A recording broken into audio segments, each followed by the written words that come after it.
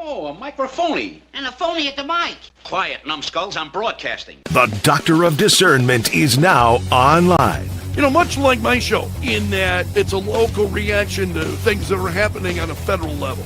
Dispensing a daily dose of common sense. No prescription required. Wow, do I have a boatload of stuff for you, from the crazy to the absurd. Let's start getting into it because, I mean, it is bizarro world out there. And I say, if it's obvious to me, it should be obvious to everybody. Oh, wow. Who could have seen this coming? This is the Fourth Hour with Greg Belfrage. Hold on to your butts. Broadcasting from my basement bunker beneath Keller Radio. Welcome to the Fourth Hour. It's great to have you, all of you, along. I wonder what's going to happen with this Mideast peace deal, because the more that we learn now, we're learning that one of the bodies that was returned by Hamas was not one of the hostages. It was, in fact, a Palestinian. And so Israel has already said that Hamas has not lived up to its requirements by only releasing 4 of the 28 dead hostages on Monday. Another 4 were handed over yesterday.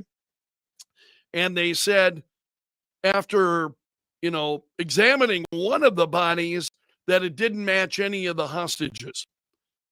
And I wonder what is going to happen with this.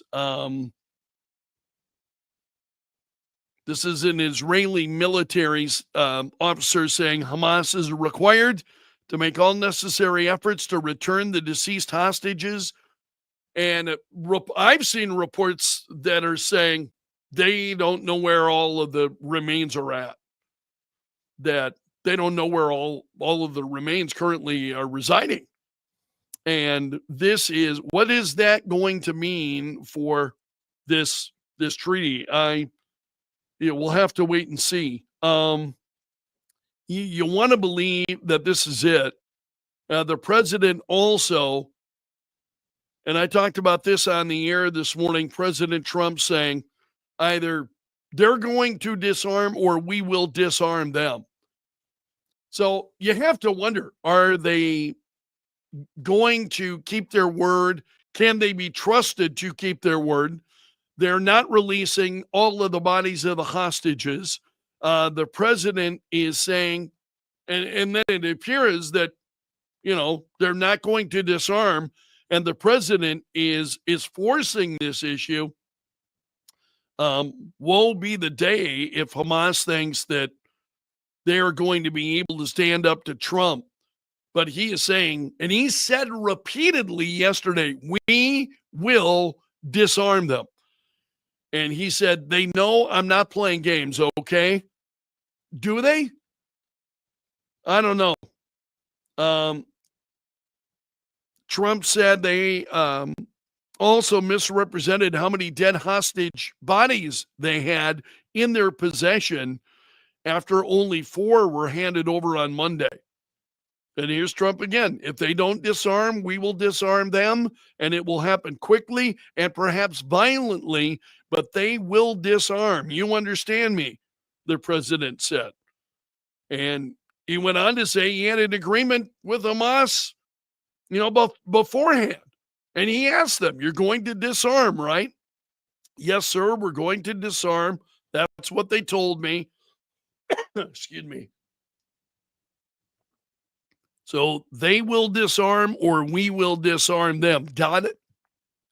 And I think one of the reasons that I think the president is making that statement so repeatedly is that he wants to make sure that the message is received, that we're not fooling around. So this caught my eye. House Speaker Mike Johnson wants to push Donald Trump for the Nobel Peace Prize due to his work on ending this. Is that premature? I'm thinking maybe that's premature, considering. We'll have to wait and see. But Johnson said, and I agree with this, he said the world's eyes are still fixed on Israel, where President Trump is welcoming home the last of the living hostages. I thought it was remarkable. I saw a video last night of one of the released hostages who made the point as soon as the election was held in November in the United States, Hamas began to treat him and his fellow hostages much better. They fed him better. They respected him more, the hostages more. They changed the tone of how they treated them. They no longer spit on them, which they did. I've seen this elsewhere. And so Johnson announcing along with a friend of his in Israel, and he's saying, this is the equivalent of our Congress. We're going to embark on a project together to rally speakers and presidents of parliaments around the world so that we will jointly nominate Donald Trump for next year's Nobel Peace Prize. No one has ever deserved that prize more, and that is an objective fact. Well, you can expect, of course, the Democrats to respond poorly to that, like they do with every other objective fact. I think that is presented to them. This is an interesting piece over at PJ Media. Take a look at this.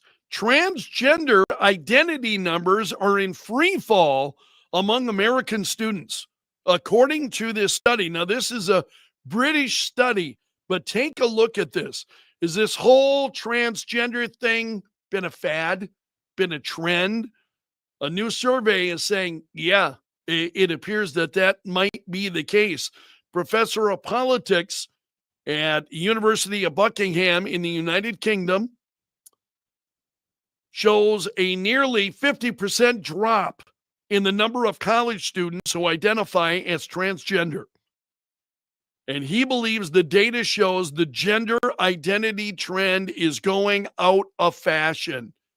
Was this just a fashionable thing to do? Was to suddenly you're a male? And I certainly believe among athletes there has been motivation because guys competing against women suddenly, where they were mediocre athletes among men, among women are performing much, much better. And I think some of that has just been selfishness, but among other folks that are surveys include polls from the Foundation for Individual Rights and Expression, samples more than 50,000 students each year. That's a pretty sizable sample of people that you are talking to and getting their point of view. What was this at Brown? 5% of students said they were non-binary in 2023. My tongue's getting lazy. I apologize. But just 2.6% did so 2 years later. So 5% say they're non-binary. That word's going to give me trouble today. And that fell by half then 2 years later. So you got people reacting to this saying trans identification is in free fall. Matt Walsh, transgenderism is effectively over. We destroyed it. Clearest and most decisive cultural win that conservatives have ever achieved. Is it too early to say that? I'm thinking it might be too early to say that. Freshmen and sophomores also less likely to identify as transgender or queer than upperclassmen, according to an article, then shows that fashions are changing. When was that ever in fashion? Certainly wasn't with me. You're talking about people, transgender, especially as we talked about athletes and what was going on with female athletes and them being robbed of, spots to compete by men. That is always bothered me. It is just not right. Again, you want to be what you want to be, whatever. Totally accept that. You've got the freedom to do that.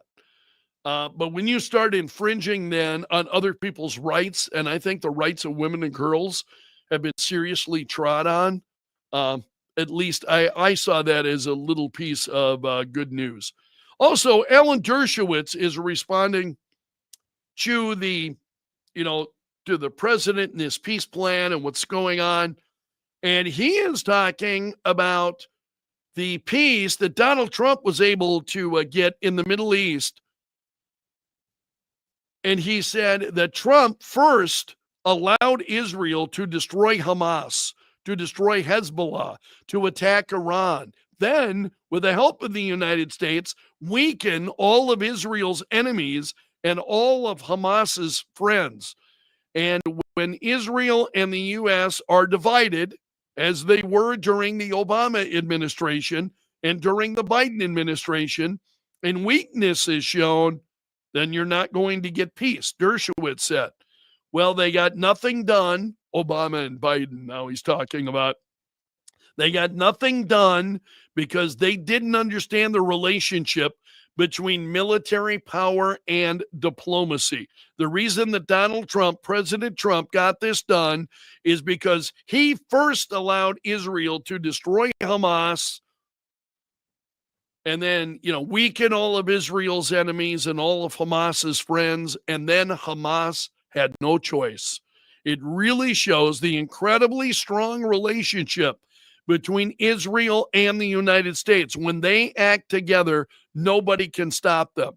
And when they're divided, as they were during the Obama administration, during the Biden administration, weakness is shown, you're not going to get peace. You only get peace through strength. What has Donald Trump been saying? Peace through strength. Peace through strength. That's what it takes to get peace, is to be strong. And Dershowitz is repeating that. He says military strength is followed by diplomatic strength. That's what President Trump understood. He understood it well, and he achieved success. Dershowitz said, as we were just talking about, the situation not been completely resolved, but Hamas now lacks leverage because they returned the hostages. So now they have no more leverage. They have returned all of the living hostages. And I think he's absolutely right about that. Now, Alan Dershowitz, of course, is Jewish himself, and I really appreciate his perspective on this. Also, how many of you are Alex Jones fans or knowledgeable about Alex Jones and his show? The Supreme Court set him back with the Sandy Hook lawsuit. I want to grow that a little bit so you can see it better. So the U.S. Supreme Court yesterday declining to hear Alex Jones' appeal of a $1.4 billion defamation judgment. What is with that, by the way? $1.4 billion? That isn't just penalizing somebody for what they said. That is destroying them. I don't know how the Supreme Court can't hear that. $1.4 billion. Now, again, Alex Jones was out there and he was claiming that after the Sandy Hook shooting, he said that the whole thing was a giant hoax, that it was manufactured, which I was kind of dumbfounded by that. I thought it was just I don't know what he was looking at. I don't know what led him to believe that. I believe that he did, that he believed that. He's a different sort of, but I will tell you, I've spent time watching him and listening to him, and he's not deranged. It was a incredibly stupid thing to say. But generally, there's something that would be leading him to make that claim. Well, the U.S. Supreme Court is refusing to hear the case, which means that he is on the hook then for $1.4 billion, which that is pretty incredible, isn't it? I mean, $1.4 billion. Yeah, was it a reckless thing to say? I don't know. Steve is thinking that Alex Jones is going to wind up coming out on top. I don't know, because, as part of this, he's going to have to sell everything he's got. InfoWars which is his platform. You take away his platform, what else has he got? So I don't know. Steve saying it's a lot of fluoride-free toothpaste. But Brian thinking, I know of Alex Jones. He knows some stuff, but is a bit out there. On some things he is. Absolutely, I think he is. And he's somebody that I have followed on Twitter, and I've watched his show a number of times. But it was I don't know what he was thinking as to what would lead him to say that in the first place. I thought that was incredibly reckless. I've always believed that Sandy, I mean, you saw the families devastated and what happened in Sandy Hook, and we witnessed all of these school shootings one after another, unfortunately. At that time, times really have changed, that we are seeing them with such frequency now that you're no longer shocked by them. And that's troubling, deeply troubling, when you're not, moved by that kind of violence. And we see so much of it now. I think, especially with, now we're seeing, initially, and this is years ago, I talked about it years ago on the radio show. We were talking about these young men and what they were doing, and in the wake of Columbine, and they were out there and they wanted to get publicity, and it was all about, getting the spotlight and being out there. They wanted to be seen. So they were out there killing people, knowing that the media would be all over it. Their names, their likeness, the image would be out there. That's not what we see anymore. And we had a few of those very high profile shootings, along those lines. And the question being, what is it about young men who are seeking that kind of attention? And I think we have seen things change.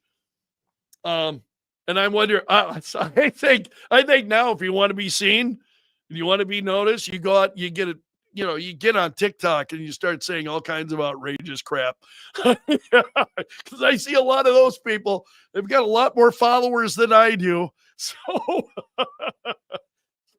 I don't get it, but it's whatever. But it's really kind of troubling. Hey, my friends, I'm going to ask you, please, if you would, if you've not subscribed to what we're doing on YouTube, to the Fourth Hour on YouTube, not following me on YouTube, please like and subscribe. Hit that like button.